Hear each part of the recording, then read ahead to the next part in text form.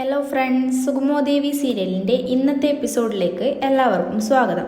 അങ്ങനെ നന്ദനെ രക്ഷിക്കാൻ കഴിഞ്ഞില്ലെന്ന് പറഞ്ഞ് എസ്തപ്പാൻ ദേവികയോട് ക്ഷമ ചോദിക്കുന്നു. തനിക്ക് കയ്യും കാലും വിറയ്ക്കുന്നുവെന്നും നന്ദുവിന് എന്തോ പറ്റിയോ എന്നോർത്ത് ദേവിക പൊട്ടിക്കരയുന്നു. പാഴാക്കുന്ന ഓരോ നിമിഷവും ദേവികയുടെ ജീവൻ ആപത്താണെന്നും എത്രയും പെട്ടെന്ന് നന്ദനെ കണ്ടെത്തണമെന്നും മുരളി പറയുന്നു. ദേവിക ഫോൺ വഴി ഹരിവക്കീലിനെ വിവരം അറിയിക്കുന്നു. ഹരിവക്കീൽ ഈ കാര്യം സിദ്ധാർത്ഥിനെയും പ്രഭാവതിയെയും വിളിച്ച് പറയുന്നു. ഇതൊരു നാടകമാണോ എന്ന് ചോദിച്ച് പ്രഭാവതി കരയുന്നു.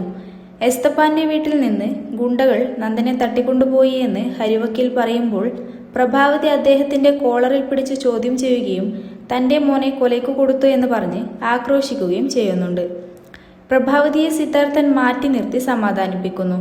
നന്ദനെ മാറ്റാൻ താനാണ് പ്ലാൻ ചെയ്തതെന്നും എന്നാൽ കാര്യങ്ങൾ കൈവിട്ടു പോയെന്നും ഹരിവക്കീൽ സമ്മതിക്കുന്നു. ഇനി ജീവിക്കാൻ വയ്യെന്നും താൻ മരിക്കുകയാണെന്നും പറഞ്ഞ് പ്രഭാവതി തളർന്നിരിക്കുന്നു. CP തിരിച്ചെത്തുമ്പോൾ അരുന്ധതി ദേഷ്യപ്പെടുന്നു. ദുബായ് എയർപോർട്ടിൽ ആളുകൾ 2 മണിക്കൂർ അന്വേഷിച്ചിട്ടും ഋഷി അവിടെ എത്തിയിട്ടില്ലെന്ന് അവർ പറയുന്നു. ഋഷി ഫ്ലൈറ്റിൽ കയറി പോകുന്നത് താൻ കണ്ടതാണെന്ന് CP സത്യം ചെയ്യുകയും ചെയ്യുന്നു.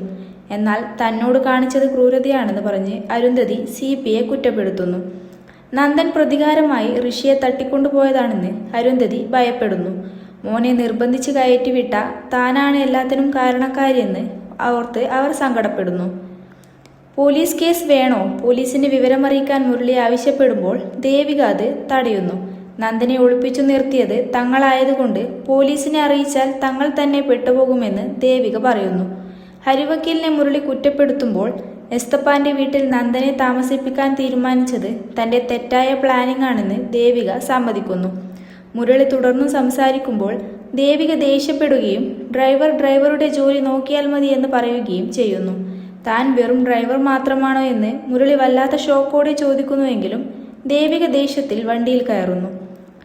ഇസബെല്ലയും കെവിനും അരുന്ധതിയുടെ വീട്ടിലേക്ക് വരുമ്പോൾ അരുന്ധതി വാതിലടച്ച് ഇസബെല്ലയുടെ നെറ്റിക്ക് നേരെ തോക്ക് ചൂണ്ടുന്നു.